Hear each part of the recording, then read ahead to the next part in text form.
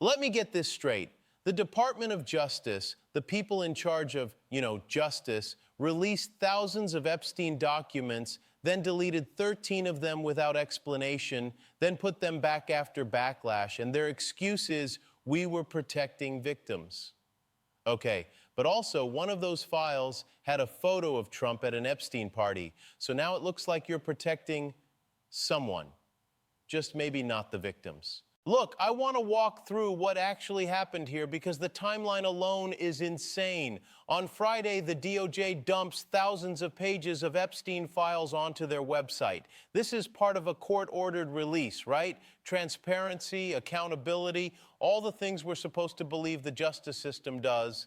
By Saturday morning, less than 24 hours later, 13 of those files have vanished, just gone.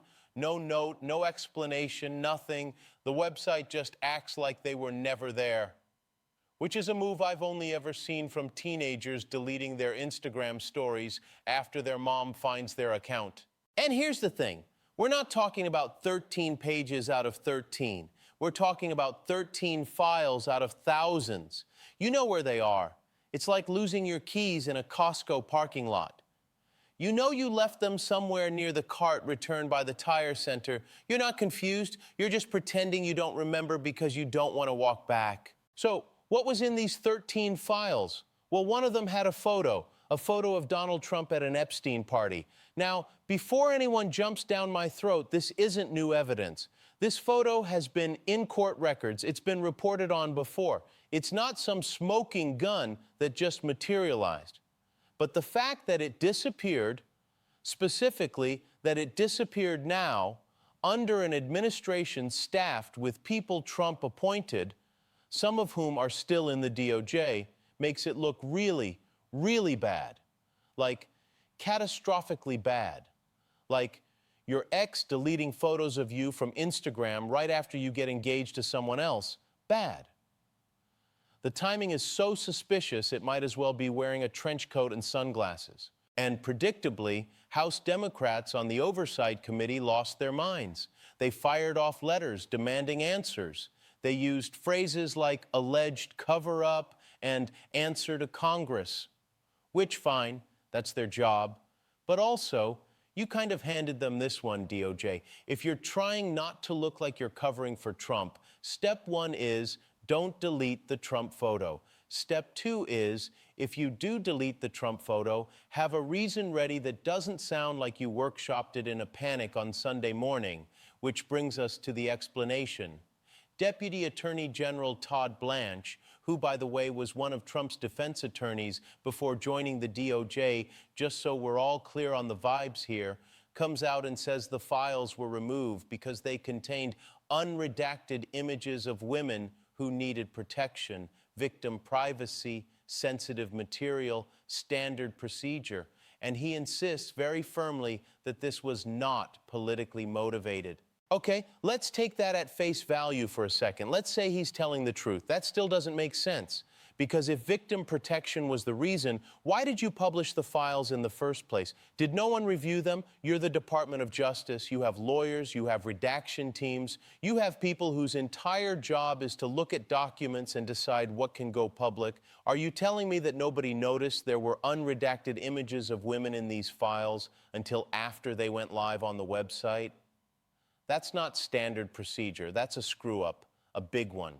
It's like a doctor starting surgery and then halfway through remembering he forgot to sterilize the tools, except in this case, the patient is public trust and you just gave it a staph infection. And Blanche keeps saying this is standard procedure. If this is what standard looks like, I would hate to see chaos. Standard is reviewing documents before you release them. Standard is having a plan. Standard is not publishing thousands of pages on Friday, deleting 13 of them on Saturday with no explanation, and then issuing a statement on Sunday that sounds like you're trying to convince yourself as much as anyone else. Here's the other thing. The DOJ says they were protecting victims. And I want to be clear, protecting victims is important. Epstein's victims have been through hell. They deserve privacy. They deserve dignity. They deserve not to have their images plastered all over the internet by the same government that failed to stop Epstein in the first place. So yes, if there were unredacted images that could identify victims, those should be removed. Absolutely. No argument.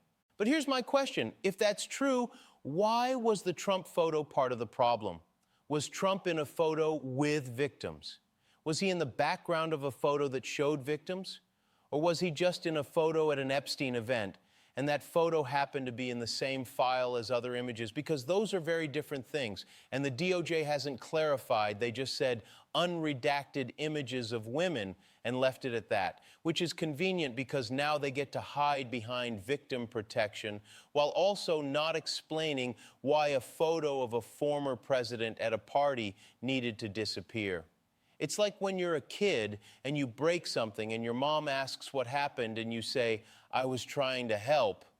Okay, but what did you break? "I was just trying to help." Right, but I need to know if I'm calling a plumber or a priest. Okay, so here's the part that's nuts. The Trump photo wasn't some secret. It's been out there. People have seen it. It's been in court filings. It's been in news reports. So removing it now doesn't protect anyone. It just makes it look like you're trying to protect Trump. And because of the Streisand effect, which, if you don't know, is when you try to hide something and accidentally make it way more famous, now more people are talking about the Trump photo than if you just left it alone. You turned a footnote into a headline. Congratulations, you played yourself. And look, I get it. The DOJ is in a tough spot. They're trying to balance transparency with victim privacy. They're trying to follow court orders while also not re-traumatizing people. That's hard. I'm not saying it's easy. But you know what makes it harder? Doing it in a way that looks like you're running a cover-up. Because now, every time the DOJ releases Epstein documents, and there are more coming apparently, people are going to be watching for what's missing. They're going to be screenshotting everything the second it goes live, just in case it disappears. You've turned a transparency initiative into a conspiracy theory generator. And the worst part is, you did it to yourselves. So what do we actually know? We know 13 files were removed. We know at least one of them had a photo of Trump. We know the files were put back up after Democrats and the internet collectively lost it.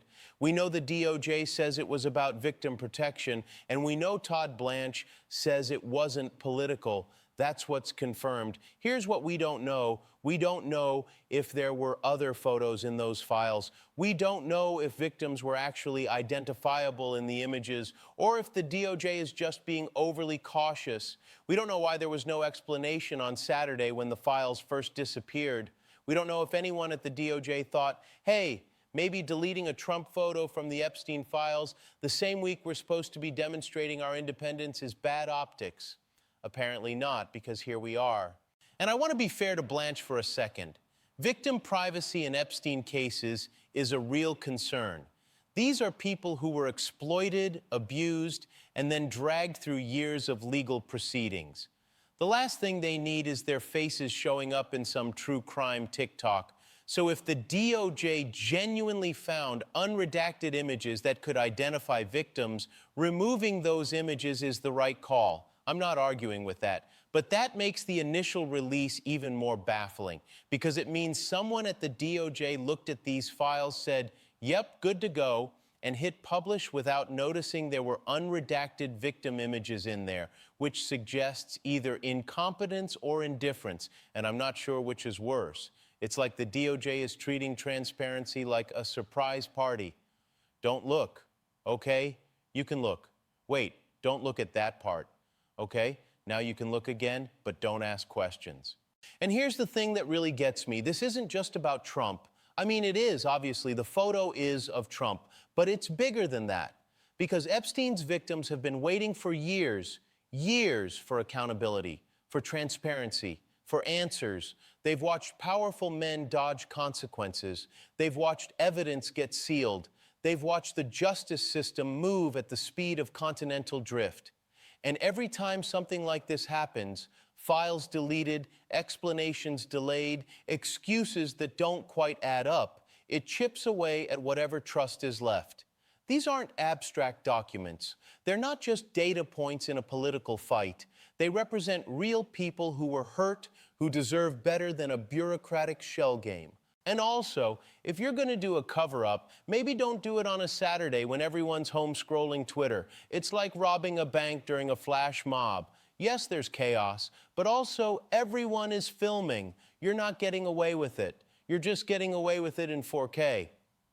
By Sunday, the files were back up. The DOJ issued a statement saying the review was complete and the victims were now protected, which is great. I'm glad the victims are protected, but the damage is done because now, no matter what the DOJ says, a chunk of the country thinks they tried to scrub Trump from the Epstein files, and another chunk thinks they're using victim protection as a cover story, and a third chunk, probably the biggest chunk, just thinks the whole thing is a mess and doesn't trust anyone anymore, which, honestly, fair. You know what the worst part is? We'll never know for sure. Maybe they really were just protecting victims. Maybe Todd Blanche is telling the truth, and this was a good faith screw-up that got fixed. Maybe the Trump photo was collateral damage in a legitimate effort to redact sensitive material, or maybe they were protecting someone who shows up in a lot of photos with Epstein, and they panicked when people noticed, and they scrambled to come up with a reason that sounded plausible. We'll never know. And that's kind of the problem. Because in a functional system, you wouldn't have to guess. In a functional system, the DOJ would have reviewed the files before releasing them. They would have redacted what needed redacting. They would have published everything else with a clear explanation of what was removed and why. And if they made a mistake, they would have owned it immediately instead of letting it fester for 24 hours while the internet lost its mind. But we don't have a functional system. We have whatever this is. A system where the Department of Justice posts documents, deletes documents, and then tells us not to worry about it because they know what they're doing.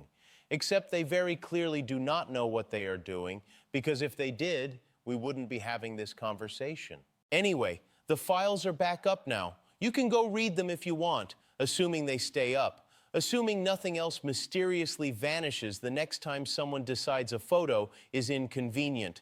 And hey, maybe the next batch of Epstein documents will go smoothly. Maybe the DOJ learned their lesson.